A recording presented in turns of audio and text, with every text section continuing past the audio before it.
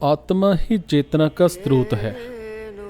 भगवत गीता में भगवान श्री कृष्ण बताते हैं कि चेतना का स्रोत आत्मा है और ये आत्मा पूर्णतः चिन्मय और सनातन है। हमने इसके ठोस कारण देखे जो स्पष्ट करते हैं कि चेतना का स्रोत शरीर से अलग है।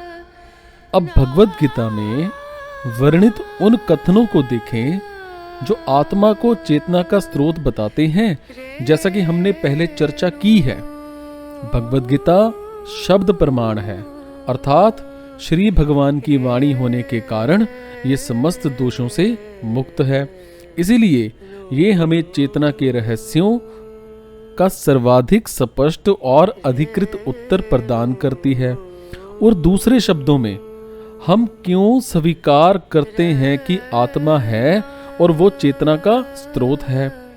इसके अनेक कारण हो सकते हैं, परंतु सर्व प्रमुख कारण ये है कि भगवत गीता में ऐसा कहा गया है। भगवत गीता में भगवान श्री कृष्ण कहते हैं कि आत्मा पूरे शरीर में व्याप्त है।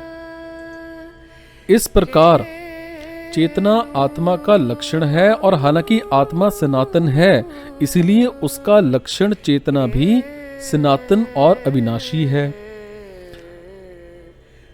जो संपूर्ण शरीर में व्याप्त है, तुम उसे अविनाशी जानो। कोई भी उस अविनाशी आत्मा का नाश नहीं कर सकता। यद्यपि आत्मा हमारे हृदय में स्थित होता है, परंतु चेतना पूरे शरीर में उसी प्रकार व्याप्त रहती है जिस प्रकार सूर्य एक स्थान पर रहता है, परंतु उसका प्रकाश सर्वत्र व्याप्त होता है।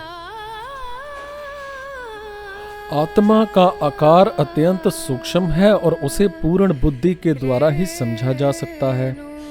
हृदय में स्थित ये आत्मा 5 प्रकार की प्राण वायु सदृश तरंगों पर तैरता है, और शरीरधारी जीवात्मा के संपूर्ण शरीर में इसका प्रभाव देखा जा सकता है। जब आत्मा 5 प्रकार की भौतिक प्राण वायु से पवित्र हो जाता है, उस समय उसका आध्यात्मिक स्वरूप दृष्टि गोचर होने लगता है। जो लोग कहते हैं कि जब तक वो आत्मा को देख नहीं लेते तब तक उस पर कैसे विश्वास करें, उनके लिए हमारा उत्तर है कि शरीर में आत्मा दिखाई नहीं देता, परंतु चेतना के द्वारा हम आत्मा की उपस्थिति को जान सकते हैं। उदाहरण की तरफ, कमरे में बैठा व्यक्ति सूर्य प्रकाश देखकर सूर्य की उत्पत्ति को स्वीकार करता है, और एक डॉक्टर रोगी में लक्षणों को देखकर रोग का निदान करता है। आत्मा को आंखों से देखना ज्यादा महत्वपूर्ण नहीं है। हमने स्पष्ट किया है कि प्रत्यक्ष प्रमाण पूरी तरह विश्वसनीय नहीं होते और हमें सही ज्ञान प्रदान करने में अक्षम होते हैं। इसीलिए हमें भगवत गीता में भगवान श्री कृष्ण के कथनों को स्वीकार करके वास्तविक ज्ञान प्राप्त करना चाहिए।